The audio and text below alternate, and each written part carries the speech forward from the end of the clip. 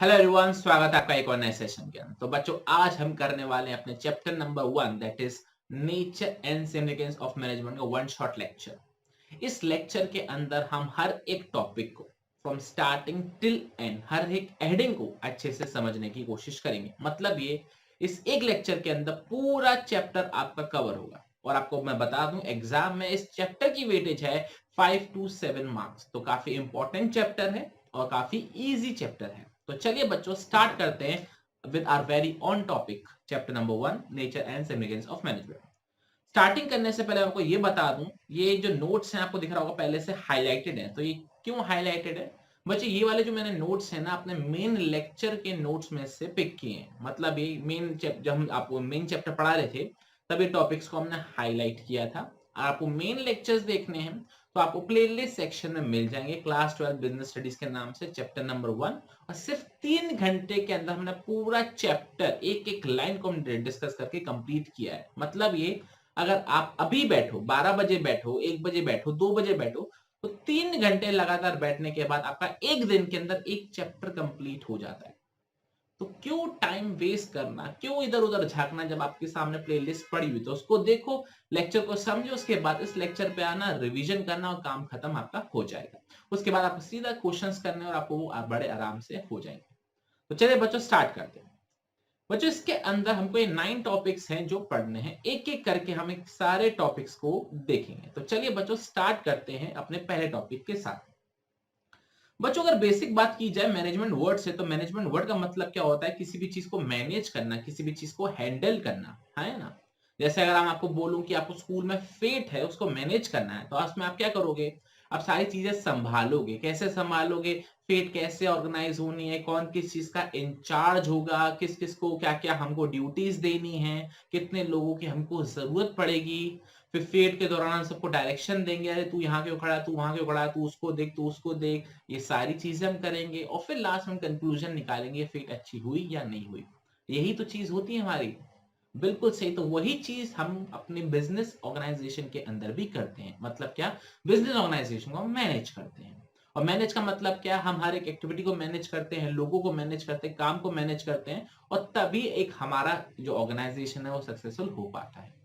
और मैनेज करना कोई तुक्के वाली बात नहीं है, आपको बकायदा डेलिबरेटली पूरे एफर्ट्स के संग मैनेज करना होता है ना। ऐसा नहीं हो सकता कि आप आत्मनिर्भर हो जाओ, जो जैसा कर रहा है वैसे कर लो, ऐसा नहीं है। हमको डेलिबरेटली क्या करना है? मैनेज करना है लोगों को। तो organisation can be successful only when there is a deliberate management. ये चीज क्लियर हो? बाय चांस कभी भी सक्सेसफुल नहीं होती। तो बात आती है, सर ये मैनेजमेंट है क्या? तो बच्चों, मैनेजमेंट की जो डेफिनेशन है तो बहुत 3 लाइन की। लेकिन अगर मैं प्रैक्टिकली बात करूं तो सबसे खतरनाक काम और सबसे टफ काम किसी भी ऑर्गेनाइजेशन के अंदर यही है। तो मैनेजमेंट की डेफिनेशन क्या बोलती है? Management is a process of getting things done with the aim of achieving goals effectively and efficiently. बहुत बेसिक सी डेफिनेशन है, आई होप आपको याद भी होगी। लेकिन 3 लाइन की डेफिनेशन जितनी सिंपल है ना, प्रैक्टिकली अप्लाई करना उतना ही टफ काम है, सीरियसली। तो मैनेजमेंट एक ऐसी प्रोसेस है जिसके अंदर हम काम करवाते हैं लोगों से, किस उद्देश्य के संग, किस गोल के संग, कि हमको अपने टारगेट्स अचीव करने हैं इफेक्टिवली और एफिशिएंटली। तो मैनेजमेंट प्रोसेस है। प्रोसेस का मतलब होता है कुछ स्टेप्स है, ठीक है ना। मैनेजमेंट कोई वन टाइम एक्टिविटी नहीं होती, मैनेजमेंट एक प्रोसेस होती है। आपको पहले ये करना है, फिर ये करना है, फिर ये करना है, फिर ये करना है। तो क्या एक सीरीज ऑफ स्टेप्स होते हैं मैनेजमेंट करना। ये चीज समझ में आ रही है? और वो क्या होते हैं हमारे? Planning, organising, staffing, directing, controlling. हमारे 5 फंक्शंस होते हैं जो हमारा कोई भी मैनेजर परफॉर्म करता है व्हाइल मैनेजिंग एन ऑर्गेनाइजेशन। तो मैनेजमेंट क्या? एक प्रोसेस है जिसके अंदर हम क्या कर रहे हैं? काम करवा रहे हैं अपने टारगेट्स अचीव करने के लिए, वो भी कैसे? इफेक्टिवली और एफिशिएंटली। अब सर, ये इफेक्टिवली का मतलब क्या होता है? तो इफेक्टिवली का मतलब होता है कि जो भी आपको टारगेट दिया गया है, क्या आपने उसको कंप्लीट किया या नहीं किया। आई रिपीट, जो भी आपको टारगेट दिया गया है, जो भी आपको एंड रिजल्ट आपसे मांगा गया है, क्या आपने वो अचीव करके दिया है कि नहीं दिया। अगर आपने करके दिया है तो मतलब आप इफेक्टिव हो, और अगर आपने उसको अचीव करके नहीं दिया है तो आप इफेक्टिव नहीं हो। क्या आपको ये चीज समझ में आ रही है? ओके। सेकंड आता है एफिशिएंटली। एफिशिएंटली का मतलब क्या होता है? तो एफिशिएंटली का मतलब होता है कि आप कम से कम खर्चे में वो काम आप कंप्लीट करके दे रहे हो। आई रिपीट, आप वो काम कम से कम खर्चे में कंप्लीट करके दे रहे हो, इसलिए आप क्या कहलाओगे? एफिशिएंट। तो एफिशिएंट का मतलब होता है वेस्टेज कम करना, कॉस्ट कम लगाना। तो क्लियर? तो इफेक्टिवनेस का मतलब है जो आपको एंड रिजल्ट दिया गया उसको आपको कंप्लीट करके देना है, और एफिशिएंटी का मतलब क्या होता है? कम खर्चे में आपको करके देना है। आपको ये कॉन्सेप्ट क्लियर है? ओके। तो बच्चों को तीनों वर्ड के मतलब पता लगे। प्रोसेस का मतलब वो सारे फंक्शंस जो मैनेजर परफॉर्म करता है, planning, organising, staffing, directing, controlling. Effectiveness का मतलब हमको पता लग गया कि हमारा एंड रिजल्ट हमने अचीव किया कि नहीं किया। और एफिशिएंटली का मतलब हमको पता लग गया कि हाँ भाई कम खर्चे में काम होना चाहिए। अगर आपने कम खर्चे में काम किया है तो आप एफिशिएंट हो, अगर आपने कम खर्चे में काम नहीं किया है तो आप एफिशिएंट नहीं हो। और इस पर काफी सारे 1 मार्क के 2 मार्क के क्वेश्चन भी बन सकते हैं। कैसे बन सकते हैं? इफेक्टिवनेस और एफिशिएंसी के ऊपर। ठीक है, एग्जांपल लेते हैं। जो हमारे बुक में एग्जांपल दे रखा है हम वो देख लेते हैं, इससे आपको अच्छे से क्लियर हो जाएगा। एक कंपनी ने टारगेट बनाया था कि हमको पूरे साल भर में 5000 यूनिट्स बनानी है। ठीक है, कितनी बनानी है? 5000 यूनिट बनानी है। और वो टारगेट अचीव करने के लिए उन्होंने अपने एम्प्लॉयज से ओवर टाइम करवाया। ठीक है ना, उनको ज्यादा पैसे दिए जिससे वो टारगेट अचीव हो जाए। तो at the end of the year target तो अचीव हो गया, लेकिन खर्चा तो था वो ज्यादा हो गया क्योंकि हमने ओवर टाइम करवाना हमको पड़ गया था। तो आप मेरे को बताइए, क्या आप इफेक्टिव हैं, क्या आप एफिशिएंट हैं, क्या आप दोनों हैं, क्या आप दोनों नहीं हो? तो टारगेट अचीव हो गया, हाँ हो गया, 5000 यूनिट बनानी थी, बना ली, आप इफेक्टिव हो। क्या आपने कम खर्चे में काम किया या ज्यादा लगवा दिए? ज्यादा लगवा दिए तो आप एफिशिएंट नहीं हो। तो ऐसा क्वेश्चन आ सकता है, वो आपसे पूछेंगे कि आप इफेक्टिव हो, क्या एफिशिएंट हो, या दोनों ही नहीं हो, या दोनों हो। तो ऐसा क्वेश्चन बन सकता है। अब मान के चलो उन्होंने क्या किया, कम खर्चे पे ध्यान दिया कि हमको पैसा ज्यादा खर्च नहीं करना, और ज्यादा पैसा खर्च करने के चक्कर में उन्होंने ओवर टाइम नहीं करवाया, और ओवर टाइम नहीं करवाया मतलब उनका टारगेट पूरा नहीं हुआ। तो बताइए क्या वो एफिशिएंट है या इफेक्टिव है?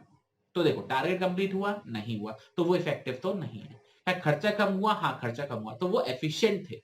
एफिशिएंट थे बट इफेक्टिव नहीं थे। ये आपको चीज क्लियर हो गया? तो ऐसे एग्जांपल 1 मार्क 2 मार्क में पूछे जा सकते हैं एग्जाम के अंदर। तो याद रखना, रीड करके रख लेना। क्लियर? ओके। तो हमको पूरा कॉन्सेप्ट समझ में आ गया, मैनेजमेंट क्या है, इफेक्टिवनेस क्या, एफिशिएंसी क्या है। क्लियर? तो पहला टॉपिक तो हमारा मेजरली कंप्लीट हो गया। अब बच्चों बात करते हैं किसके बारे में? कैरेक्टरिस्टिक्स ऑफ मैनेजमेंट की। तो बच्चों कैरेक्टरिस्टिक्स ऑफ मैनेजमेंट का मतलब क्या है? कैसे पहचान पाएंगे कि मैनेजमेंट हो रहा है? तो बच्चों कैरेक्टरिस्टिक्स हमारे पास कितनी है? हमारे पास 7 कैरेक्टरिस्टिक्स। आई रिपीट, कितनी है? 7 कैरेक्टरिस्टिक्स है। और इसको याद करने का तरीका आपकी स्क्रीन पे दिखाई दे रहा है। क्या है? Pig goes to McD. Pig goes to McD, इसके अंदर जो अंडरलाइन है वो हमारी हेडिंग्स है। तो पहले हेडिंग आती है हमारी, management is all pervasive. Pervasive का मतलब होता है यूनिवर्सल, मतलब हर जगह एप्लीकेबल होना। तो मैनेजमेंट करना, किसी भी चीज को संभालना, चाहे आप अपने घर को संभाल रहे हो, चाहे अपने बिजनेस ऑर्गेनाइजेशन को संभाल रहे हो, चाहे आप किसी एनजीओ को संभाल रहे हो, चाहे आप किसी पॉलिटिकल पार्टी को संभाल रहे हो, चाहे आप किसी स्कूल को संभाल रहे हो, सबको संभालने की जो प्रोसेस होती है वो लगभग लगभग हर जगह सेम ही होती है। हर कोई प्लान करता है, हर कोई ऑर्गेनाइज करता है, हर कोई स्टाफ करता है, हर कोई डायरेक्ट करता है, हर कोई कंट्रोल करता है। तो मैनेजमेंट हर जगह लागू होता है, चाहे आप एक पेट्रोल पंप चला रहे हो, चाहे आप स्कूल चला रहे हो। तो मैनेजमेंट इज ऑल परवेसिव। पहला पॉइंट क्लियर हो गया? ओके। दूसरा पॉइंट आता है, management is an intangible force. Second point क्या है? Management is an intangible force. इसका मतलब क्या होता है? तो बच्चों इसका मतलब होता है मैनेजमेंट आपको कभी दिखता नहीं है, कोई इंसान नहीं होता मैनेजमेंट। मैनेजमेंट क्या? एक प्रोसेस होती है जिसके अंदर हम काम करते हैं। तो मतलब ये है, मैनेजमेंट दिखता नहीं है बट फील होता है कि काम प्रॉपरली हो रहा है। जैसे आप किसी कंपनी में जाते हो, आप देखते हो कि बकायदा सारे आईडी कार्ड लगा के अंदर जा रहे हैं, आईडी कार्ड लगा के बाहर आ रहे हैं, बायोमेट्रिक हो रहा है, आप अंगूठा लगा रहे हो, आपकी अटेंडेंस लग रही है। इसके बाद प्रॉपर लिफ्ट में जा रहे हैं, हर कोई अपने डिपार्टमेंट में जा रहा है, बुक्स लाइब्रेरी वेल ऑर्गेनाइज्ड है, ऑफिस में फाइल वेल ऑर्गेनाइज्ड है। तो आप क्या बोलते हो? यार क्या मस्त काम चल रहा है यहाँ पर, है ना? अब आप ये देख के बोलते हो कि हाँ भाई घर, जो कंपनी है वो वेल मैनेज्ड। आप घर में आते हो, मम्मी कमरे में आती है आपके, आप देखते हो कि आपकी किताबें कहीं और, आपके जूते कहीं और, आपके कपड़े कहीं और, आपका मोबाइल कहीं और। तो वो क्या करती है? कमरे का सत्यानाश कर रखा है, मैनेज करना ही नहीं आता। आ रहा समझ में? तो management can not be seen but it can be felt. और कैसे फेल्ट होता है? जैसे ऑर्गेनाइजेशन काम कर रही है, जैसे गोल्स हमारे अचीव हो रहे हैं, कोई भी कंफ्यूजन नहीं है, सब कुछ ऑर्डर में रखा हुआ है। इसके अलावा हमारे एम्प्लॉयज जो है खुश हैं, सेटिस्फाइड हैं, तो हम बोलते हैं कि ऑर्गेनाइजेशन जो है वो अच्छे से मैनेज हो रही है। क्लियर? ओके। तीसरा पॉइंट आता है हमारा management is a goal oriented process. Management के अंदर हम क्या कर रहे हैं, हम मैनेजमेंट के अंदर गोल्स अचीव कर रहे हैं, क्योंकि हर एक ऑर्गेनाइजेशन के अपने कुछ गोल्स होते हैं और गोल्स उनको पता होने चाहिए क्लियरली कि हाँ किस मुद्दे के लिए हम काम कर रहे हैं। तो एज अ मैनेजमेंट हम क्या करते हैं, एज अ मैनेजमेंट हम हमारे जितने भी एम्प्लॉयज हैं उनके एफर्ट्स को जोड़ देते हैं और जोड़ने के बाद हमारे जो ऑर्गेनाइजेशन गोल्स हैं वो अचीव हो जाते हैं। ठीक है, तो management is a goal oriented process, इसके अंदर हम लोगों के एफर्ट्स को ज्वाइन करते हैं, अपने टारगेट्स को अचीव करवाते हैं। Clear, okay. फोर्थ जो हमारी हेडिंग आती है वो आती है, एक सेकेंड ये क्या हो गया, फोर्थ जो हेडिंग आती है हमारी वो है management is a group activity. अब इसका मतलब क्या है, देखो किसी भी ऑर्गेनाइजेशन में एक इंसान तो नहीं होता, तो बहुत सारे लोग मिलते तब एक ऑर्गेनाइजेशन बनती है। और हर एक ऑर्गेनाइजेशन जो लोग हैं, हर एक जो लोग हैं हमारे ऑर्गेनाइजेशन के अंदर, वो अपने किसी इच्छा के लिए आए काम करने के लिए, बट एज अ टीम वो क्या करते हैं, वो एफर्ट्स लगाते हैं जिससे हम अपने ऑर्गेनाइजेशनल गोल्स अचीव कर पाए। तो management is always a group activity, not a solo activity. ठीक है, तो मैनेजमेंट क्या है, as a purpose, as a team हम क्या, हमारा पर्पस क्या होता है, कैसे गोल्स को अचीव करो जिससे हम अपने ऑर्गेनाइजेशन गोल्स को अचीव कर पाए। आई होप आपको बच्चों ये पॉइंट अच्छे से क्लियर हो गया होगा कि मैनेजमेंट एक ग्रुप एक्टिविटी। Clear, okay. इसके बाद बच्चों आता है हमारा मैनेजमेंट इज मल्टी डायमेंशनल। बच्चों ये एक 3 नंबर का सेपरेट क्वेश्चन बन सकता है एग्जाम के अंदर, management is multi dimensional. Question कैसे आएगा, पहली लाइन लिखियो ना, management is a complex activity. Question आता है management is a complex activity, explain. अब क्या एक्सप्लेन करोगे इसके अंदर, समझ में आ रहा है, तो वही चीज हम इसके अंदर पढ़ने वाले हैं। तो एज अ मैनेजमेंट हम 3 चीजों को मैनेज करते हैं। पहला काम को, मतलब मैनेजमेंट ऑफ वर्क, दूसरा लोगों को, मैनेजमेंट ऑफ पीपल, और तीसरा ऑपरेशंस को, मैनेजमेंट ऑफ ऑपरेशन। तो 3 चीजों को हम क्या करते हैं, मैनेज करते हैं। तो मैनेज हमारा मल्टी डायमेंशनल है, मतलब हमको काफी चीजों को मैनेज करना होता है। तो पहला आता है हमारा मैनेजमेंट ऑफ वर्क। इसका मतलब क्या है, देखो कोई भी ऑर्गेनाइजेशन है वो कुछ काम करती है, या तो कोई प्रोडक्ट बनाती है या फिर कोई सर्विस देती है, हाँ है ना, बिल्कुल सही। तो हमारे जो टारगेट्स होते हैं, हमारा जो काम होता है, उसको हम अपने एम्प्लॉयज को समझाते हैं। आई रिपीट, उसको हम अपने एम्प्लॉयज को समझाते हैं। क्या समझाते हैं कि भैया ये काम होना है, हॉस्पिटल में कोई पेशेंट आ रहा है तो उसे ट्रीट करना है, प्रोडक्शन के लिए हमारे पास टारगेट आ रहा है तो उतना हमको यूनिट्स बनाने हैं, स्कूल में कोई स्टूडेंट आ रहा है तो उसको हमको अच्छे से पढ़ाना है। तो क्या है, हम अपने काम को टारगेट्स में कन्वर्ट करके देते हैं, है ना। जैसे हम बोलते हैं स्कूल के अंदर हमको बच्चों को पढ़ाना है, ये हमारा काम है, लेकिन उसको टारगेट क्या बनाते हैं कि बच्चों के अच्छे परसेंटेज आने चाहिए। तो यहाँ पर हम क्या कर रहे हैं, अपने काम को टारगेट्स में अचीव कर रहे हैं, बना रहे हैं, टारगेट्स में कन्वर्ट कर रहे हैं, और अपने टीचर्स को, अपने एम्प्लॉयज को बता रहे हैं, और वो ये भी बता रहे हैं कि कैसे आप उन चीजों को अचीव कर सकते हो। क्या आपको ये चीज समझ में आ रही है, तो ये सारी चीजें किसके अंदर करते हैं, काम को मैनेज करने के लिए करते हैं, management of work. I hope आपको ये चीज क्लियर हो गई होगी। दूसरा आता बच्चों मैनेजमेंट ऑफ पीपल, जो मैंने आपको बताया था, लोगों को मैनेज करना सबसे टफ काम होता है। तो लोगों को हम 2 तरीके से मैनेज करते हैं, एक होता है वन ऑन वन इंडिविजुअली, और दूसरा होता है एज अ ग्रुप। तो 2 तरीके से हम अपने एम्प्लॉयज को मैनेज करते हैं, पहला इंडिविजुअली, दूसरा ग्रुप। और लास्ट लाइन जो उन्होंने यहाँ पर लिखी हुई है वो ये है कि मैनेजमेंट का काम, मुद्दे की चीज ये है कि हम अपने एम्प्लॉयज से ऐसे काम करवाएं जिससे ऑर्गेनाइजेशन गोल्स अचीव हो जाए। और वो कैसे अचीव होगा, कि उनकी स्ट्रेंथ को तो हम कर दें एम्पावर, और उनकी वीकनेसेस को इररेलेवेंट कर दें, क्योंकि वीकनेसेस से हमको फर्क ही ना पड़े। तो ये हमारा management of people. Clear, management of work समझ में आ गया, मैनेजमेंट ऑफ पीपल समझ में आ गया। तीसरा आता है बच्चों हमारा मैनेजमेंट ऑफ ऑपरेशन। इसका मतलब क्या होता है, तो इसका मतलब होता है कि हम जो भी काम करते हैं, ऑब्वियस सी बात है, कोई प्रोडक्ट बनाएंगे या तो कोई सर्विस देंगे, तो जो भी हमारा प्रोडक्ट है वो आउटपुट है, जो सर्विस दे रहे हैं वो आउटपुट है, लेकिन आउटपुट किसी इनपुट से ही तो बनता है। इनपुट में जैसे मान के हम कुछ पेन ही बना रहे, तो पेन बनाने के लिए पहले प्लास्टिक लेकर आएंगे, फिर इंक लेकर आएंगे, फिर रिफिल लेकर आएंगे, उसको मैन्युफैक्चर करेंगे, तब जाके एक आउटपुट बनेगा। तो उस ऑपरेशन को, उस प्रोसेस को भी तो मैनेज करना होता है। तो ये होता है हमारा मैनेजमेंट ऑफ ऑपरेशन। और ध्यान रखना, मैनेजमेंट ऑफ ऑपरेशन हमारे 2 लोगों को लिंक करता है। किस लिंक को, मैनेजमेंट ऑफ वर्क को और मैनेजमेंट ऑफ पीपल को। ठीक है ना, काम लोग करेंगे तभी तो मिलकर क्या बनेगा, ऑपरेशन बनेगा। Clear, okay. सिक्स जो हमारा कैरेक्टरिस्टिक्स आती है वो आती है management is a continuous activity. तो मैनेजमेंट के अंदर हमको लगातार सारे एक्टिविटीज करनी होती है, एक्टिविटीज मतलब फंक्शंस करने होते हैं, planning, organising, staffing, directing, controlling, ये सारे मैनेजर हर एक वक्त ये चीजों को परफॉर्म करते हैं। तो मैनेजमेंट क्या है, हमारी एक कंटिन्यूअस एक्टिविटी। सेवन जो कैरेक्टरिस्टिक्स आती है वो आती है हमारी management is a dynamic function. मतलब ये as a management, as a manager हम क्या करते हैं, अपनी ऑर्गेनाइजेशन को अपने बदलते वातावरण के अनुसार हम ढाल लेते हैं। मतलब ये we change ourselves according to the changing environment around us. जैसे कि कोविड आया था तो सब लोग ऑनलाइन शिफ्ट हो गए थे, डिमोनेटाइजेशन आया था तो सब लोग कैश पेमेंट की जगह ऑनलाइन पेमेंट करना रिसीव हो गए थे। अब जो ऑर्गेनाइजेशन है वो ऑनलाइन मोड ऑफलाइन मोड दोनों में काम करती है। वर्क फ्रॉम होम अब ज्यादा ज्यादा पॉपुलर हो रहा है। तो मतलब क्या हो रहा है यहाँ पर हम अपने एनवायरनमेंट के हिसाब से, जो भी हमारे एनवायरनमेंट में हो रहा है उस हिसाब से अपने आप को क्या कर लेते हैं, अडॉप्ट कर लेते हैं। तो किसी भी ऑर्गेनाइजेशन को अगर सक्सेसफुल होना है तो उसको एनवायरनमेंट के हिसाब से बदलना पड़ेगा। जैसे एग्जांपल यहाँ पे मैकडॉनल्ड का दे रखा है कि मैकडॉनल्ड जब इंडिया आया था तो उसने जो है अपने मेन्यू में काफी ज्यादा चेंजेस करे थे। क्यों? क्योंकि इंडिया में नॉनवेज जो है उसके अंदर कुछ ऐसी एलिमेंट्स होते हैं, जैसे गाय हो गई, इसका जो मीट होता है वो अलाउड नहीं है इंडिया में, वो बैन है। तो उन्होंने अपने काफी सारे मेन्यू में चेंजेस करते जिससे वो इंडिया के मार्केट को अडॉप्ट कर पाए।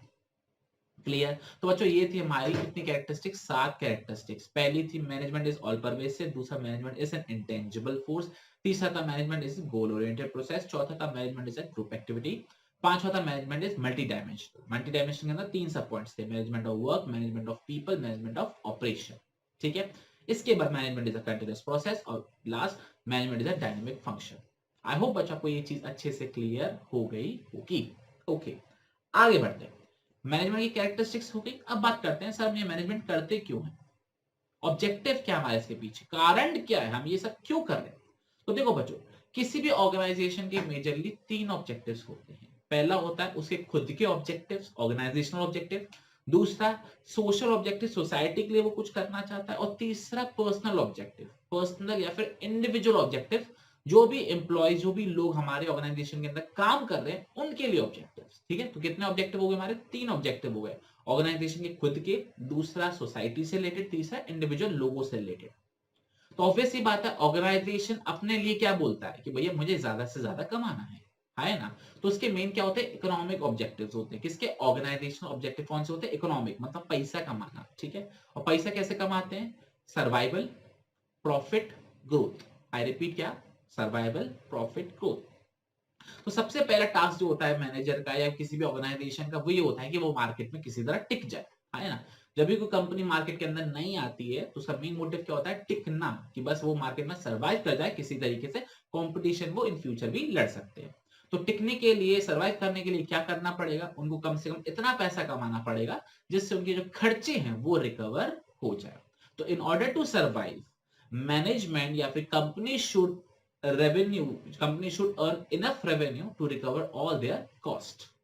Clear? Okay, ये तो हमारा क्या था? सर्वाइवल।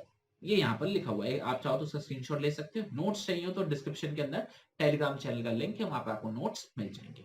आगे बढ़ते हैं। दूसरा जो मेन हमारा जो ऑब्जेक्टिव होता है ऑर्गेनाइजेशन का वो होता है हमारा प्रॉफिट। प्रॉफिट का मतलब यहाँ पर क्या होता है? जो भी आप पैसा कॉस्ट से ऊपर कमा रहे हो वो होता है प्रॉफिट।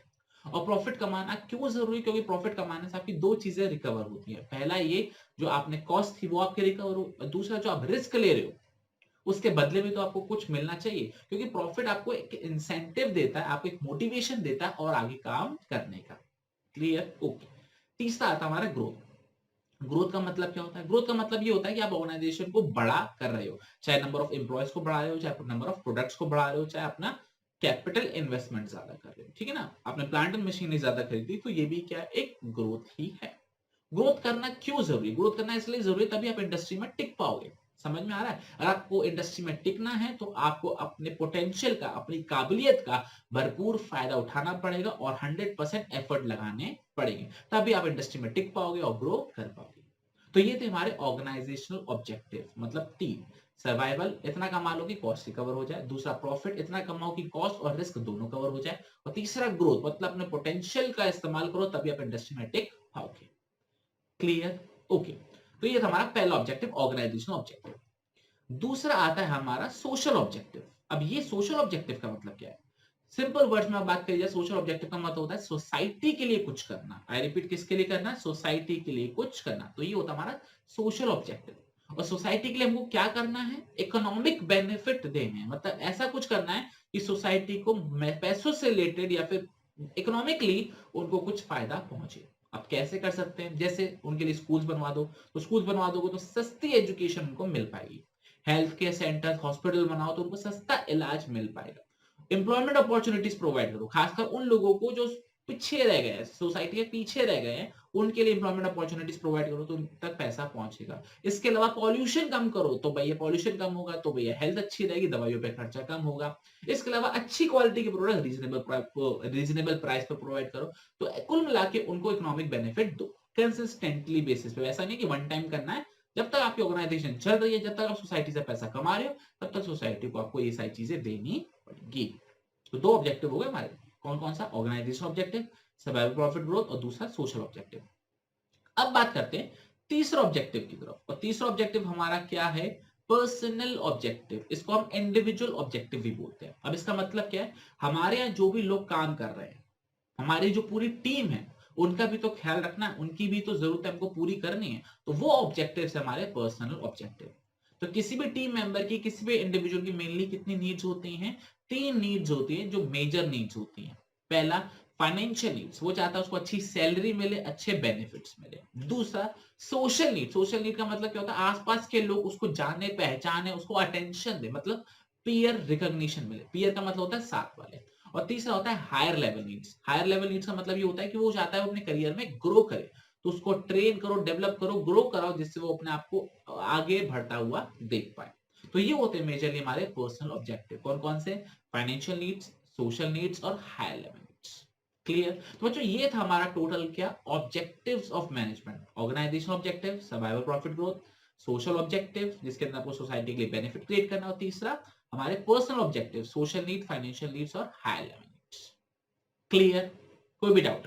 ओके, आगे बढ़े। अगला जो पॉइंट आता है वो आता है हमारा बच्चों इंपॉर्टेंस ऑफ मैनेजमेंट। 5 इंपॉर्टेंस है जो हमको इसके अंदर पढ़नी है कि मैनेज करना जरूरी क्यों है। तो पहला, मैनेज करना इसलिए जरूरी है जिससे हम अपने ग्रुप गोल्स, ग्रुप मतलब ऑर्गेनाइजेशन के गोल्स को अचीव कर पाए। क्योंकि सारे लोग एफर्ट्स लगाते, क्यों लगाते, जिससे हम अपने ऑर्गेनाइजेशनल के गोल अचीव कर पाए। तो एज अ मैनेजर आपका काम है सबको एक डायरेक्शन में लेके चलना और अपने ऑर्गेनाइजेशनल गोल्स को अचीव करना। पहला पॉइंट क्लियर हो गया, ओके। दूसरा क्या, खर्चे कम करना। क्योंकि आप प्रॉपरली मैनेज इसलिए कर रहे हो कि आपका काम टाइम पर कंप्लीट हो जाए और आपके खर्चे कम से कम आए। तो मैनेजमेंट करने से आपकी एफिशिएंसी भी इंक्रीज होती है। और एफिशिएंसी कैसे इंक्रीज होती है, by doing functions of management. और फंक्शंस ऑफ मैनेजमेंट हम सबको पता है, planning, organising, staffing, directing, controlling. जब ये सारे फंक्शन आप परफॉर्म करते हो, सारे मैनेजर जब ये फंक्शन परफॉर्म करते हैं, तब हमारे खर्चे कम से कम आते हैं। क्लियर। तो दो पॉइंट हमको क्लियर हुए, management helps in achieving group goals, और दूसरा मैनेजमेंट इंक्रीजेस एफिशिएंसी। तीसरा जो पॉइंट आता है वो ये है, मैनेजमेंट हमको एक डायनेमिक ऑर्गेनाइजेशन बना देता है। अब सर ये डायनेमिक ऑर्गेनाइजेशन का मतलब क्या होता है, डायनेमिक का मतलब बच्चों होता है हर पल बदलना, कंटिन्यूअसली चेंज। आपको भी पता है, हमको भी पता है, हम एक ऐसे एनवायरनमेंट में काम कर रहे हैं जो हर पल बदलता रहता है। नई नई टेक्नोलॉजी आती रहती है, नई नई गवर्नमेंट की पॉलिसीज आती रहती हैं, नए नए एनवायरनमेंट में चेंजेस आते रहते हैं।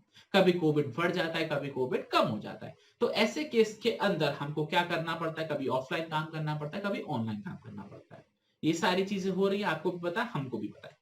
तो ऐसे में क्या होता है, हम अपने एनवायरनमेंट के में जो चेंजेस हो रहे हैं उसके अकॉर्डिंग अपने आप को एडॉप्ट कर लेते हैं, अपने अकॉर्डिंग एडजस्ट कर लेते हैं, तभी हम सक्सेसफुल हो पाते हैं। तो मैनेजमेंट हमको इन चेंजेस को एडॉप्ट करने में मदद करता है। क्योंकि हमको भी पता है कि जब हम ऑफलाइन से ऑनलाइन आए थे तब हमको दिक्कत आई थी, अब हम ऑनलाइन से ऑफलाइन जाते हैं तो हमको दिक्कत हो रही है। लेकिन अब आदत सी पड़ रही है। आदत क्यों पड़ रही है, क्योंकि हमको ढाल लिया है हमने उसको, चीज को एडॉप्ट करने में, है ना।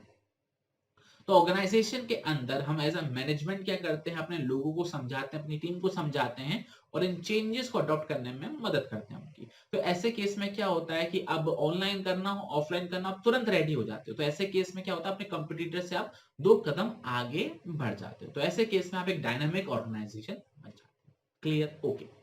फोर्थ जो इंपॉर्टेंस है बच्चों हमारी वो है, मैनेजमेंट पर्सनल ऑब्जेक्टिव्स अचीव करने में हेल्प करता है। सर पर्सनल ऑब्जेक्टिव बच्चों अभी तो पढ़े थे, financial needs, social needs, higher level needs. बगल में ही टॉपिक दे दो बच्चों, ये रहा ऊपर, ये रहा, दिख गया आपको, दिख गया, ये personal objective, financial needs, social needs, higher level needs. तो मैनेजमेंट जो है, आई रिपीट, जो मैनेजमेंट है वो आपको इस तरीके से आपको लीड करता है, इस तरीके से आपको मोटिवेट करता है, मतलब अपनी टीम को मोटिवेट करता है, लीड करता है, जिससे वो ऑर्गेनाइजेशन गोल तो अचीव करने में मदद करते ही करते हैं, लेकिन आप उनको पर्सनल ऑब्जेक्टिव भी अचीव करने में मदद कर देते हैं। जैसे अगर हम आपको प्रॉपरली मोटिवेट करें, ठीक है, हम आपको प्रॉपरली पढ़ाई कराएं, तो एक तो आपके नंबर आ रहे हैं, आपके घर वाले खुश, आप खुश, आपके अच्छे कॉलेज में एडमिशन हो जाएगा, प्लस हमारे ऑर्गेनाइजेशन का भी नाम हो जाएगा, हमारे यूट्यूब चैनल का भी नाम हो जाएगा कि आप किससे पढ़े थे, आप हेडमास्टर से पढ़े थे, आप सक्षम सर से पढ़े थे। ये आपको चीज समझ में आ रही है? तो हम इस तरीके से मोटिवेट कर रहे हैं, इस तरीके से लीड कर रहे हैं, जिससे हमारा गोल भी अचीव हो रहा है और आपका भी गोल अचीव हो रहा है।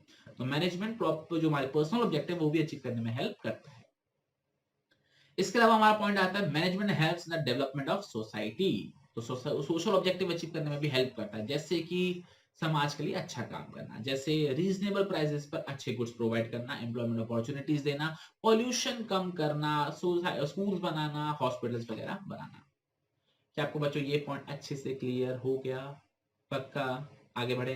तो ये हमारा इंपॉर्टेंस ऑफ मैनेजमेंट, 5 इंपॉर्टेंस थे। पहला, ग्रुप गोल्स अचीव करने में हेल्प करता है। दूसरा क्या था हमारा, बताओ जरा फटाफट से, हमारे ये एफिशिएंसी इंक्रीज करता है। तीसरा, कोई डायनामिक ऑर्गेनाइजेशन बनाता है। चौथा, पर्सनल ऑब्जेक्टिव अचीव करने में हेल्प करता है। और पांचवा, सोसाइटी के डेवलपमेंट में काम करता है।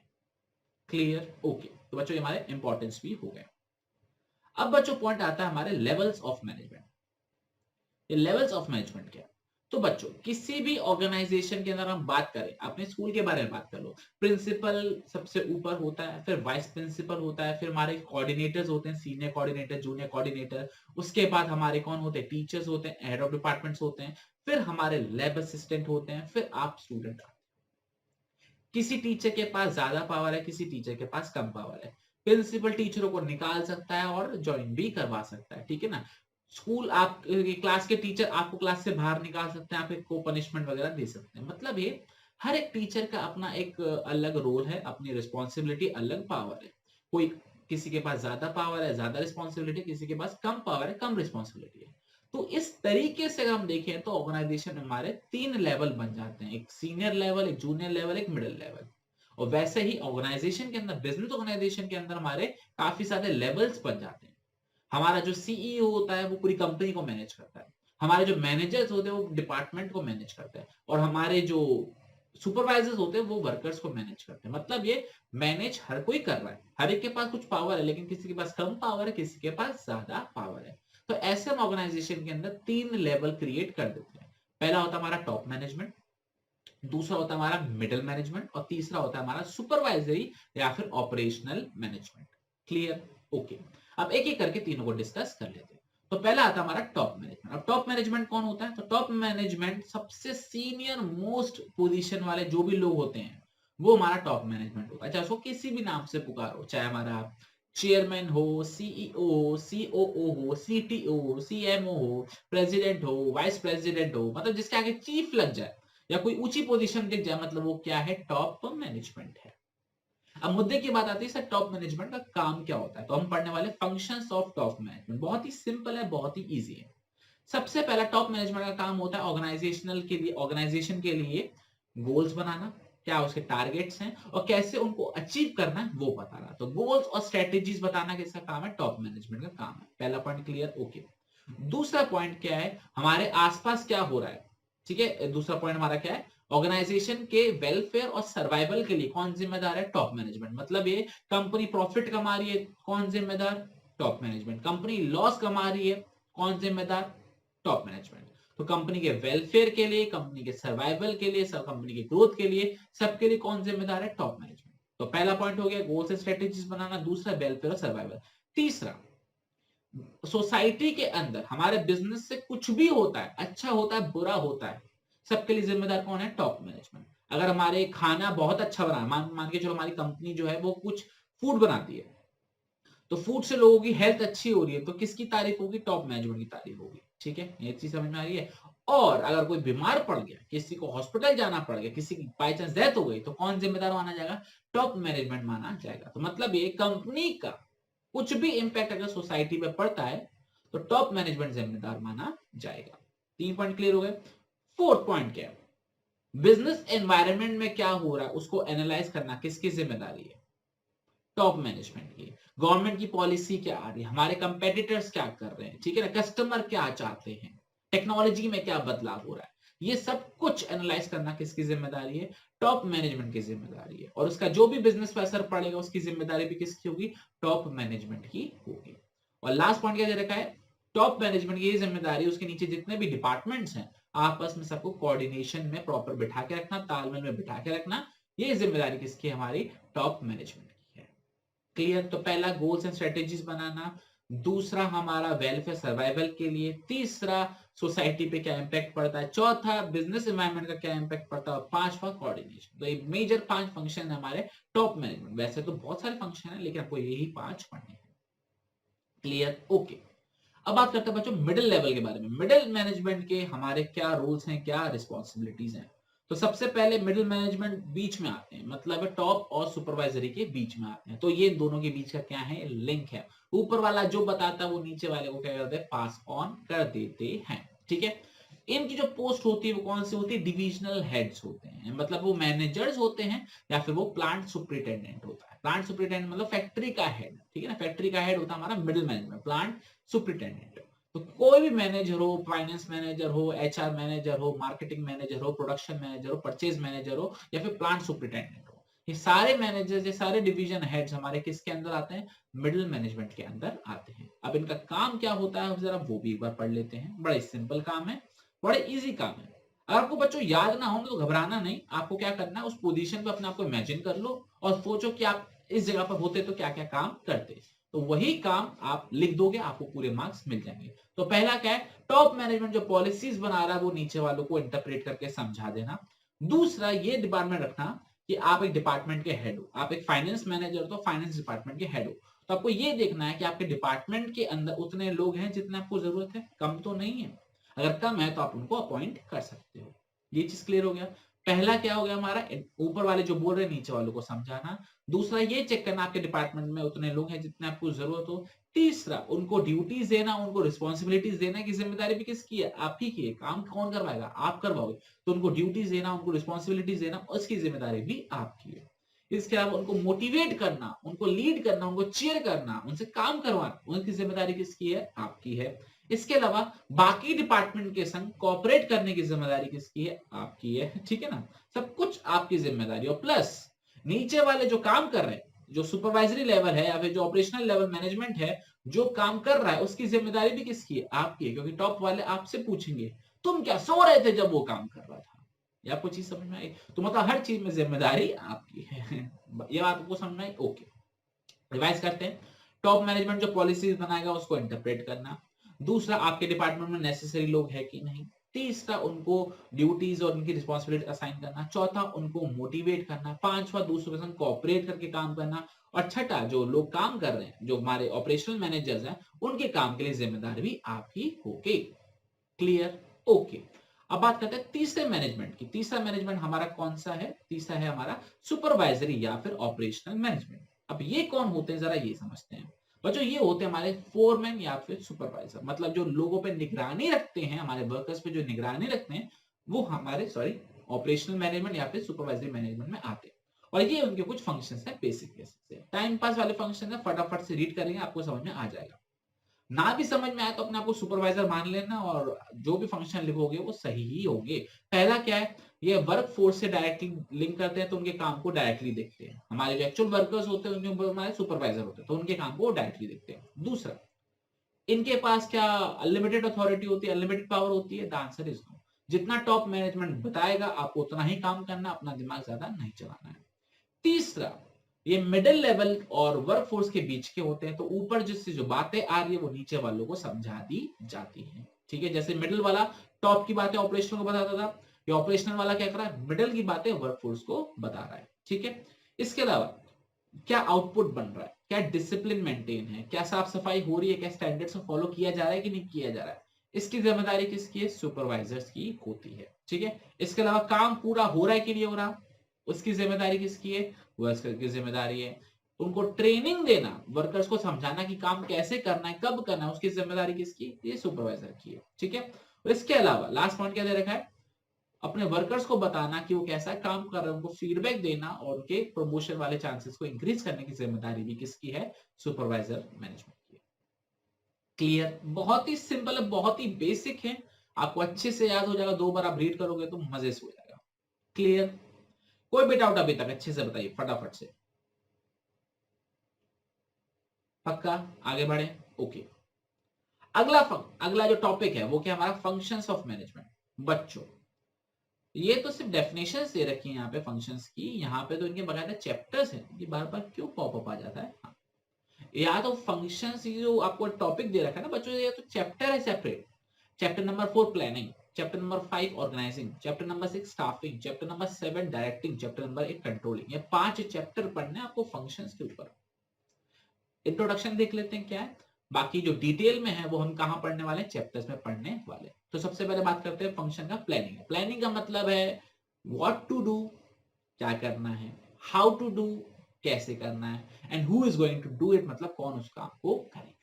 तो planning is what to do, how to do and who is going to do it. और प्लानिंग करने के अंदर हम क्या कर रहे हैं? पहले से डिसाइड कर रहे हैं वो क्या काम करना है, स्ट्रेटेजीज बनाएंगे, प्लान्स बनाएंगे, कैसे उन गोल को अचीव कर पाएंगे। और एक बात और, प्लान करने का मतलब ये नहीं कि सारी प्रॉब्लम सॉल्व, कुछ हमारा उल्टा सीधा नहीं होगा और हम एकदम टारगेट पे काम करेंगे, ऐसा नहीं होता है। आप भी हमेशा स्टार्टिंग में प्लान बनाते हो कि मैं टॉप मारूंगा, मैं पूरे साल पढ़ाई करूंगा, 4 दिन बाद आपके सारे प्लान ठप हो जाते हैं, है ना? कितनी बार टाइम टेबल सेट किया हम लोगों ने, क्या हमारा टाइम टेबल सेट होता है? नहीं होता है। मतलब ये प्लानिंग प्रॉब्लम को खत्म नहीं करता है, प्लानिंग प्रॉब्लम से लड़ने की शक्ति देता है हमको। आपको ये चीज समझ में आ रही है नहीं आ रही? प्लानिंग से प्रॉब्लम को रिड्यूस कर सकते हैं, प्लानिंग से हम अपनी प्रॉब्लम का पहले से पता लगा सकते हैं कि जब ऐसी प्रॉब्लम आएगी तो उससे कैसे डील करना है। क्लियर? ओके। दूसरा पॉइंट आता है बच्चों हमारा ऑर्गेनाइजिंग का। सिर्फ टारगेट बना लेने से काम नहीं होता, उस टारगेट को अचीव करने के लिए क्या क्या लगेगा, कौन कौन सी रिसोर्सेज लगेंगी, क्या क्या हमको एक्टिविटीज परफॉर्म करनी होंगी, ये होता है ऑर्गेनाइजिंग। आपने 95% का सपना तो देख लिया, आपने ये भी बोल दिया कि मैं पूरा साल पढ़ूंगा, लेकिन उसको लाने के लिए कौन से टीचर से पढ़ना पड़ेगा, कौन सी बुक फॉलो करनी पड़ेगी, कितने टेस्ट देने पड़ेंगे, कितना टाइम इन्वेस्ट करना पड़ेगा, ये सारा काम किसके अंदर होता है? ऑर्गेनाइजिंग के अंदर होता है। तो ऑर्गेनाइजिंग के अंदर आप ये देखोगे क्या क्या एक्टिविटीज चाहिए, क्या क्या रिसोर्सेज चाहिए, किससे क्या काम करवाना है, किससे क्या काम होगा, ये सारी चीजें हम ऑर्गेनाइजिंग के अंदर करते हैं। क्लियर? तो एक बार रीड कर लेना, आपको अच्छे से क्लियर हो जाएगा। जो की लाइन है वो है it determines what activities and resources are required. क्या क्या काम करना होगा, कौन कौन से रिसोर्सेज की रिक्वायरमेंट होगी, किसको हमको कितनी पावर देनी है, किसके पास कितनी जिम्मेदारी है, कौन सीनियर होगा, कौन जूनियर होगा, ये सारी चीजें हम किसके अंदर डिस्कस करते हैं? ऑर्गेनाइजिंग के अंदर डिस्कस करते हैं। क्लियर? ओके। तीसरा जो बच्चा फंक्शन आता है वो आता है हमारा स्टाफिंग। स्टाफिंग का सिंपल वर्ड में मीनिंग बताऊं तो सही आदमी को सही क्वालिफिकेशन के साथ सही जगह पे सही टाइम पर अगर हमने काम दे दिया तो काम तमाम हो जाएगा। मतलब ये right person with right qualification, right place at right time, तभी आप आपके गोल्स अचीव कर पाओगे प्रॉपरली। अगर आपने सही व्यक्ति को गलत क्वालिफिकेशन के साथ गलत समय पर गलत जॉब पे बिठा दिया तो काम की ऐसी की तैसी हो जाएगी। तो right person at right job is the key of staffing. Clear? अगर आपको गोल्स को अचीव करना है तो सही व्यक्ति जिसके पास सही क्वालिफिकेशन हो और सही टाइम पर अगर वो काम कर दे तो मजा ही आ जाए। तो it is known as staffing. Fourth point आता है हमारा, या फोर्थ फंक्शन आता है हमारा डायरेक्टिंग। अब इसका मतलब क्या होता है? तो डायरेक्टिंग बच्चों सिंपल वर्ड्स में हमको ये बोलता है, एक सेकेंड, डायरेक्टिंग हमको सिंपल वर्ड्स में ये बोलता है कि आपको अपने एम्प्लॉय से काम करवाना है और काम करने के लिए उसको इंस्ट्रक्शन देने पड़ेंगे, उसको गाइड करना पड़ेगा, उसको सुपरवाइज करना पड़ेगा। अगर वो लो फील कर रहा है तो उसे मोटिवेट करेगा, अगर वो डायरेक्शन लेस घूम रहा है तो उसको लीड भी करना पड़ेगा, उसे प्रॉपरली कम्युनिकेट भी करना पड़ेगा। तो directing is the process of leading, communicating, motivating, instructing, supervising, guiding, counselling our team members so that they can help us to achieve organizational objectives। जैसे डायरेक्टर नहीं कहता लाइट कैमरा एक्शन, तो वो actor actresses से काम करवाता है जिससे स्टोरी अच्छे से स्क्रीन पर आ पाए। तो वैसे ही हम एज मैनेजर्स अपने एम्प्लॉयज को डायरेक्ट करते हैं जिससे वो इस तरीके से काम करे जो हमारे टारगेट्स हैं वो अचीव हो जाए। क्लियर? ओके। रीड कर लेना, आपको अच्छे से समझ में आ जाएगा। ये वन शॉट लेक्चर है, इसलिए मैं एक एक लाइन को रीड नहीं कर रहा हूँ। अगर आपको एक एक लाइन समझनी है तो आप जाइए डिटेल लेक्चर्स के अंदर, जिसके अंदर 3 घंटे के अंदर, मतलब सिर्फ 3 घंटे के अंदर पूरा चैप्टर हमने समझ रखा है। तो बड़ा ही मजेदार चैप्टर है। फिफ्थ फंक्शन आता है हमारा कंट्रोलिंग। कंट्रोलिंग का सिंपल वर्ड्स में मीनिंग बताऊं, पहले हम टारगेट बनाते हैं, फिर हम उसको अचीव करने की कोशिश करते हैं, फिर हम देखते हैं कि हम अचीव कर पाए कि नहीं कर पाए, फिर देखते हैं कि भैया जो अचीव नहीं कर पाए तो क्या कारण थे जिस वजह से वो हमारा टारगेट हिट नहीं हो पाएगा, और वो टारगेट फ्यूचर में रिपीट ना हो उसके लिए हम सही कदम उठाएं। आया समझ में? सर नहीं आया तो प्लान कंट्रोलिंग के अंदर हम क्या करते हैं, सबसे पहले प्लान बनाते हैं, अपने टारगेट सेट करते हैं कि हमको ये टारगेट अचीव करना है, फिर हम पूरे साल काम करते हैं। पूरे साल भर काम करने के बाद हम ये चेक करते हैं क्या जो सोचा था वैसा हुआ कि नहीं हुआ। अगर नहीं हुआ तो फिर फाइंड आउट करते हैं कि क्यों नहीं हुआ, क्या कारण रहे उसके पीछे, और वो कारण का हम पता लगाते हैं, और कारण का पता लगाने के बाद हम सही कदम उठाते हैं जिससे ये प्रॉब्लम्स इस बार आई वो फ्यूचर में फिर से रिपीट ना हो, फ्यूचर में अपने टारगेट्स को अचीव कर लें। इस चीज को बुलाया जाता है कंट्रोलिंग। तो कंट्रोलिंग का मतलब है comparing our performance with the plan with the standards, analysing the deviations या एनालाइजिंग द डिफरेंसेस, जो क्यों हमारा टारगेट अचीव नहीं हो पाए, क्यों नहीं हो पाए उसके कारण ढूंढो, और फिर स्टेप्स लो, करेक्टिव स्टेप्स लो जिससे फ्यूचर में चीजें रिपीट ना हो। क्लियर? कोई भी डाउट इसके अंदर? बहुत ही इजी है, बहुत ही बेसिक है। आई होप आपको समझ में आ रहा होगा। ये हो गया हमारा टॉपिक कंप्लीट। इसके बाद आता हमारा हो गया टॉपिक कोऑर्डिनेशन। बहुत ही सिंपल, बहुत ही इजी और बहुत ही ज्यादा इंपॉर्टेंट। आई रिपीट, बहुत ही सिंपल, बहुत ही इजी और बहुत ही ज्यादा इंपॉर्टेंट। तो कोऑर्डिनेशन का मतलब क्या होता है? कोऑर्डिनेशन का मतलब होता है तालमेल बैठाना। अगर आपका मेरा तालमेल नहीं बैठा तो ना तो मैं आपको प्रॉपरली पढ़ा पाऊंगा, ना आप उसे प्रॉपरली पढ़ पाओगे। अगर आपका आपके पापा के संग तालमेल नहीं बैठा तो बेटा कुटाई रोज होगी। ये चीज समझ में आ रही है? अगर आपका अपनी पढ़ाई के संग तालमेल नहीं बैठा तो आपको जितने मार्क्स सोच रहे हो उतने आप नहीं लेकर आ पाओगे। और वैसे ही अगर प्रोडक्शन डिपार्टमेंट फाइनेंस डिपार्टमेंट के संग तालमेल नहीं आया तो फाइनेंस डिपार्टमेंट पैसा नहीं देगा, प्रोडक्शन डिपार्टमेंट काम नहीं कर पाएगा। तो ये सारी चीजें जरूरी हैं। और किस चीज पर टिकी है? तालमेल पर। तालमेल का मतलब होता है सिंक्रोनाइजेशन। तो कोऑर्डिनेशन का मतलब ये होता है एक ऐसी प्रोसेस, कुछ ऐसे कदम जिसके थ्रू जो मैनेजर्स होते हैं वो बाकी सारे डिपार्टमेंट की एक्टिविटीज को क्या करते हैं? कोऑर्डिनेट करते हैं, सिंक्रोनाइज करते हैं, तालमेल में बिठाते हैं, जिससे हमको प्रॉब्लम ना आए काम करने में और हमारी जो ऑर्गेनाइजेशन है वो स्मूथली काम करना स्टार्ट करते हैं। तो मैनेज जो coordination is the process of synchronising various activities of department for the smooth function. Clear हो गया आपको? तालमेल बिठाने की प्रोसेस को हम कोऑर्डिनेशन बुलाते हैं। ये जो कोऑर्डिनेशन होता है ना बच्चों, कब चालू हो जाता है? प्लानिंग से स्टार्ट हो जाता है और कहां तक चलता है? कंट्रोलिंग तक चलता है। प्लानिंग में हम ये डिसाइड करते हैं कि क्या काम करना है, ऑर्गेनाइजिंग में चीजों को आप अरेंज करना चालू करते हैं, स्टाफिंग में लोगों की भर्ती होती है, डायरेक्टिंग के अंदर हम लोगों से काम करवाते हैं, कंट्रोलिंग में ये चेक करते हैं हमारा टारगेट अचीव हुआ कि नहीं हुआ। तो अगर ये सारी चीजें फ्लो में तालमेल के संग नहीं चलेंगी तो कभी भी हम अपने ऑर्गेनाइजेशन जो गोल्स हैं वो अचीव नहीं कर पाएंगे। क्या आपको ये चीज समझ में आ गई? ओके। अब बच्चों बात करते हैं कैरेक्टरिस्टिक्स ऑफ मैनेजमेंट की। मेरे ख्याल से कुछ गड़बड़ है क्या? नहीं, गड़बड़ तो नहीं है। एक सेकेंड,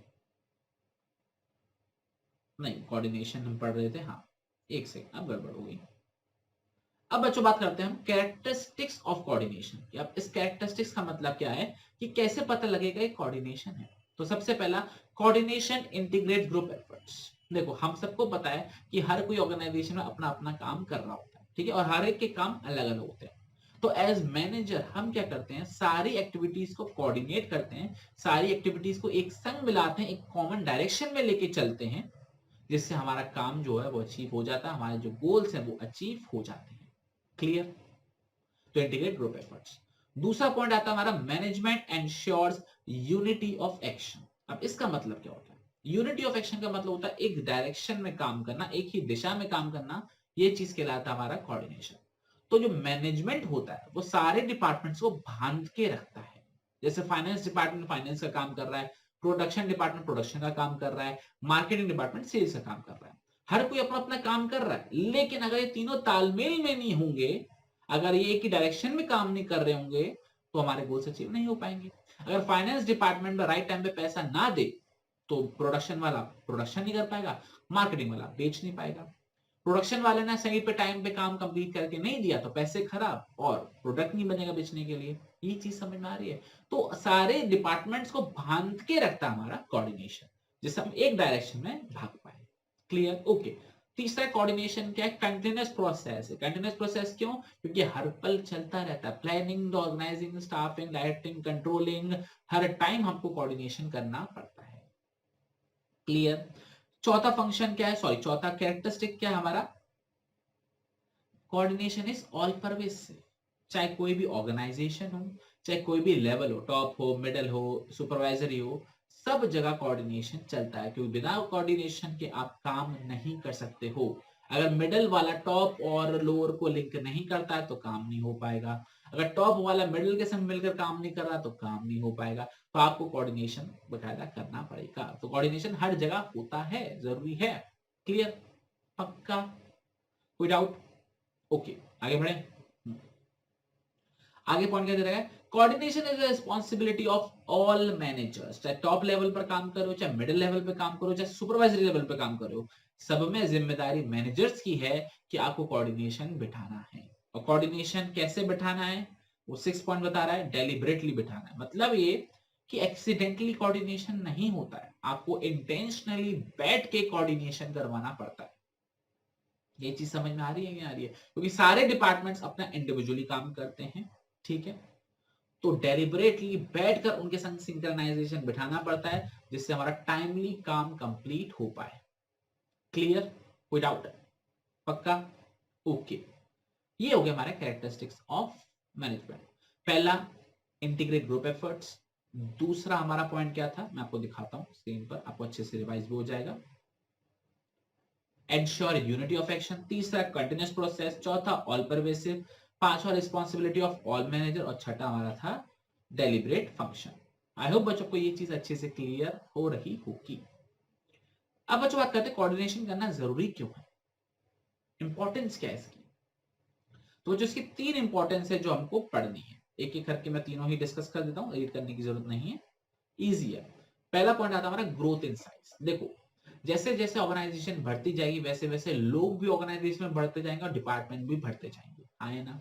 तो ऐसे केस में उनको लिंक करना, उनको कोऑर्डिनेट करने की जो इशू है वो भी बढ़ता जाएगा। क्यों? क्योंकि जब लोग बढ़ते जाएंगे तो हर एक को कोऑर्डिनेट करना पड़ेगा, वरना क्या होगा, हर कोई अपनी अपनी मर्जी से काम करेगा, अपने टाइम पर काम करेगा, गोल अचीव नहीं हो पाएगा।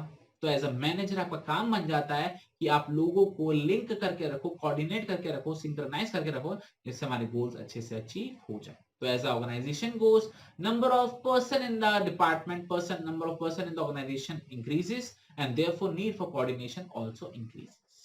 Clear? Okay.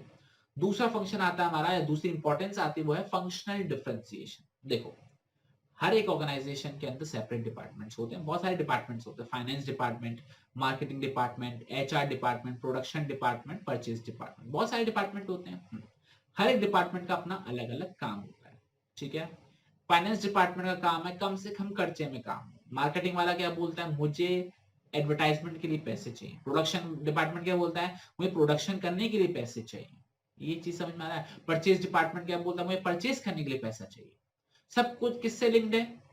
सारे लोग फाइनेंस डिपार्टमेंट से होंगे, लेकिन फाइनेंस बोलता है मैं पैसे नहीं दे रहा क्योंकि मुझे कम खर्चे में काम चलाना है। तो ऐसा क्या काम हो पाएगा? नहीं हो पाएगा। मतलब ये हर एक के फंक्शंस अपने डिफरेंट है, लेकिन ये इंटर रिलेटेड है, इंटरडिपेंडेंट है। तो ऐसे केस में कोऑर्डिनेशन की जरूरत बन जाती है, अदरवाइज कंफ्यूजन हो जाएगा, आपके टारगेट जो है वो अचीव नहीं हो पाएंगे। लास्ट जो इंपॉर्टेंस आती है वो है हमारा स्पेशलाइजेशन। अभी स्पेशलाइजेशन का मतलब क्या है? स्पेशलाइजेशन का सिंपल वर्ड में मीनिंग है कि ऑर्गेनाइजेशन के अंदर कुछ एक्सपर्ट लोग होते हैं, कुछ नॉन एक्सपर्ट लोग होते हैं। और जो एक्सपर्ट होते हैं वो इतने एक्सपर्ट होते हैं कि वो किसी से सुनना नहीं चाहते कि तू सिखाएगा हमको बेटा ये काम कैसे करते हैं। समझ में आ रही है ये चीज?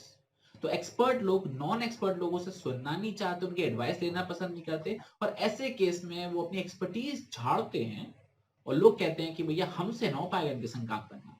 तो ऐसे केस में क्या होता है? तो ऐसे केस में सिंपल सी चीज है, कॉन्फ्लिक्ट्स इंक्रीज होंगे और आपको एज अ मैनेजर उनकी कॉन्फ्लिक्ट्स को कम करना पड़ेगा। तो स्पेशलिस्ट और नॉन स्पेशलिस्ट लोगों के बीच में कंफ्यूजन ना हो, कॉन्फ्लिक्ट ना हो, उसकी जिम्मेदारी आपकी है एज अ कोऑर्डिनेटर। क्लियर? कोई भी डाउट इसके अंदर? पक्का? ओके। अब हमारा स्टार्ट हुआ है चैप्टर का last topic, that is nature of management. Nature का मतलब क्या होता है? आपका एक तरीके से बिहेवियर। जैसे हम बोलते हैं कि बेटा तो तू बिल्कुल पापा पे गया है, तो मतलब आपका और पापा का नेचर बिल्कुल मिलता जुलता है। तो वैसे हम बात करने वाले हैं, क्या मैनेजमेंट का नेचर किसी से मिलता है क्या? या मैनेजमेंट भी अपने पापा पे या अपनी मम्मी पे गया? तो जरा डिस्कस करते हैं। तो हमको तीन चीजों से कंपेयर करना है मैनेजमेंट को। पहला आर्ट से, कला से, दूसरा साइंस मतलब विज्ञान, और तीसरा प्रोफेशन से। आर्ट से, साइंस से और प्रोफेशन से। एक एक करके तीनों से हम डिस्कस करते हैं, और इसके बाद हमारा चैप्टर भी कंप्लीट हो जाएगा। तो पहले बात करते हैं आर्ट क्या है। तो आर्ट क्या है? एक स्किलफुल चीज है जिसको हम पर्सनल लेवल पर काम करते हैं और अपने गोल्स को अचीव करने की कोशिश करते हैं। तो art is a skilful personalise application of existing knowledge. मतलब जो मुझे आता है उसको मैं पर्सनल लेवल पर अप्लाई करता हूं, क्योंकि मेरी कला जो है, मेरी जो एक्सपर्टीज है, वो किसी और को नहीं आती है। तो आर्ट क्या? एक स्किलफुल पर्सनल एप्लीकेशन है जिससे हम अपने टारगेट्स, रिजल्ट को अचीव करते हैं। ठीक है? अब एक एक करके आर्ट के फीचर पता लगाते हैं, जिससे हम कंपेयर कर रहे हैं, पता तो लगे ना उसमें खूबी क्या है। तो पहला जो फीचर है हमारा वो क्या है?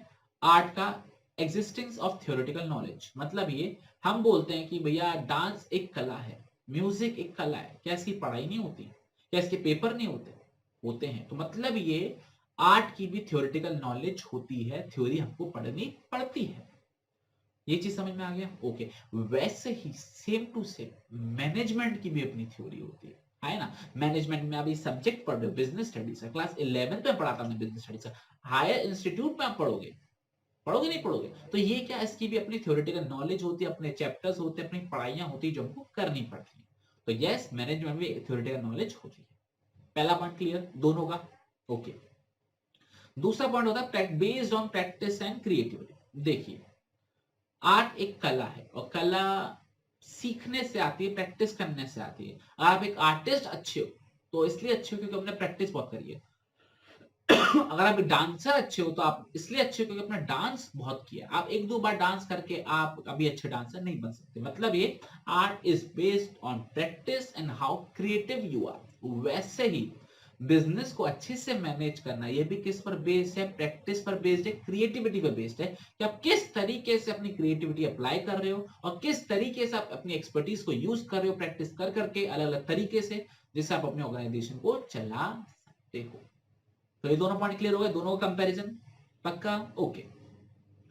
तीसरा पॉइंट आता है पर्सनलाइज एप्लीकेशन। आई रिपीट, तीसरा पॉइंट क्या है? Personalise application. इसका मतलब ये है, सिंगर दो हैं, एक अरिजीत सिंह है और एक यो हनी सिंह है, या बादशाह कह लो। मतलब ये दोनों ही सिंगर है, लेकिन दोनों को गाने के तरीके अलग अलग हो। 7 सुर ही हैं, सारे गामा पादानी सा, सबके गाने एक ही हैं, लेकिन अरिजीत सिंह रुलाता है तो बादशाह नचाता है।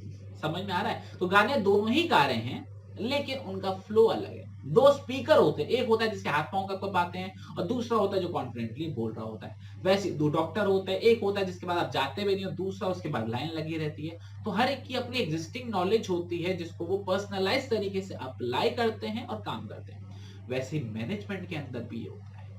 मैनेजमेंट के अंदर कैसे होता है कि आपके पास जो नॉलेज है, आपने जो एक्सपीरियंस गेन किया, उसको आप अप्लाई कैसे कर रहे हो। मैं बिजनेस को कैसे मैनेज कर रहा हूं, आप बिजनेस को कैसे मैनेज कर रहे हो, आपका कोई तीसरा व्यक्ति है वो बिजनेस को कैसे मैनेज कर रहा है, ये हर एक का अपना पर्सनल तरीका होता है। तो yes, we can say that कि हाँ, मैनेजमेंट में भी थ्योरेटिकल नॉलेज होती है, मैनेजमेंट में प्रैक्टिस और क्रिएटिविटी चलती है, और मैनेजमेंट में पर्सनलाइज एप्लीकेशन होती है। तो मतलब ये कि मैनेजमेंट एक आर्ट है। क्या कोई पॉइंट क्लियर हो गया? मैनेजमेंट एक आर्ट है। बहुत बढ़िया।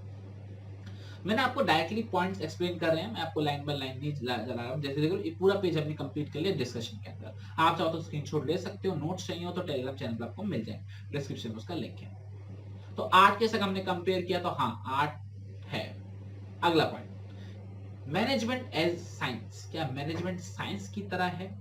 कंपेयर करते हैं। तो साइंस का मतलब क्या है? साइंस एक बॉडी ऑफ नॉलेज है। बॉडी ऑफ नॉलेज का मतलब होता है कि उसकी अपनी पढ़ाई है, उसकी अपनी किताब है, और उसके कुछ प्रिंसिपल हैं जो किस पर बेस्ड है? कॉज एंड इफेक्ट पर बेस्ड। बेसिक सी डेफिनेशन है कि साइंस क्या है, एक बॉडी ऑफ नॉलेज है जो कि कुछ जनरल ट्रुथ्स और लॉज बताते हैं कि हाँ भाई कैसे कौन सी चीजें ऑपरेट हो रही है। फीचर्स हमारे पास साइंस के 3 दे रखे हैं। पहला फीचर क्या है, सिस्टमैटिक बॉडी ऑफ नॉलेज, मतलब ये साइंस के अंदर अपनी अपनी खुद की नॉलेज होती है, अपनी खुद की पढ़ाई होती है। साइंस के अंदर अपने कुछ रूल्स होते हैं, कुछ प्रिंसिपल्स होते हैं, प्रिंसिपल्स बोले तो कुछ लॉज होते हैं, जैसे न्यूटन्स के 3 लॉ हो गए, आपकी ग्रेविटी का लॉ हो गया, आपका आर्किमिडीज प्रिंसिपल हो गया, आपके आइंस्टाइन ने कुछ लॉज दे रखे हैं, मतलब काफी सारी चीजें बताई रखी। तो मतलब ये कि साइंस में अपनी सिस्टमैटिक बॉडी ऑफ नॉलेज है। और वैसे ही मैनेजमेंट की भी अपनी थ्योरेटिकल नॉलेज है।